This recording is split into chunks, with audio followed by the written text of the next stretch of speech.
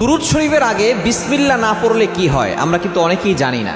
অনেকে আমরা দুরূদ শরীফের আমল করি, কেননা দুরূদ শরীফের ফজিলত অনেক বেশি।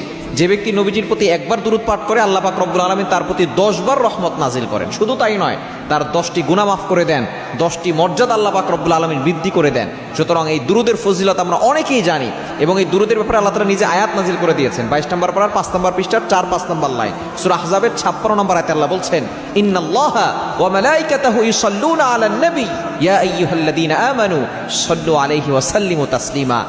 নবী আল্লাহ তাআলা নবীকে এতটা ভালোবাসেন, এতটা মহব্বত করেন, আল্লাহ তাআলা নিজে বলছেন ইন্নাল্লাহা ওয়া মালাইকাতাহু, নিশ্চয়ই আল্লাহ এবং তার ফেরেশতারা নবীর প্রতি দুরূদ পড়ে।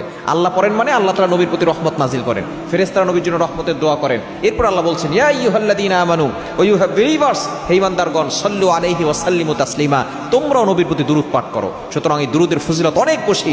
আল্লাহ তাআলা আপনার অভাব দূর করবেন, বিপদ দূর করবেন, কষ্ট দূর করবেন, বালা মুসিবত দূর করে দিবেন। এই দুরূদের শুরুতে অনেকে আমরা বিসমিল্লাহ পড়ি না। মনে রাখবেন, প্রতিটি কাজের শুরুতেই কিন্তু বিসমিল্লাহ পড়া সুন্নাহ। এবং নবী সাল্লাল্লাহু আলাইহি ওয়াসাল্লাম জানিয়ে দিয়েছেন, যে কাজের শুরুতে বিসমিল্লাহ পড়া হয় ওই কাজের ভিতরে আল্লাহ তাআলা আরো বেশি বরকত দান করেন।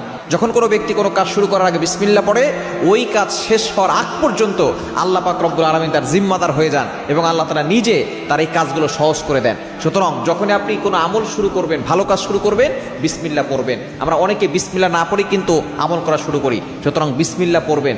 বিসমিল্লাহ না পড়লে ওই কাজের ভিতরে কিন্তু বরকত হবে না। আপনি জিকির আজকার করতেছেন, তারপর আপনি প্রথমে আউযু বিল্লাহ পড়তে পারেন যাতে করে আপনি শয়তানের ধোঁকা থেকে বাঁচতে পারেন। এরপর আপনি আল্লাহর নাম নিয়ে শুরু করবেন, দেখবেন ওই জিকির করে আপনি মজা পাবেন। যারা এই বিসমিল্লাহ না পড়েই কোনো আমল শুরু করে, ভালো কাজ শুরু করে, সেই কাজের ভিতরে কোনো বরকত থাকে না।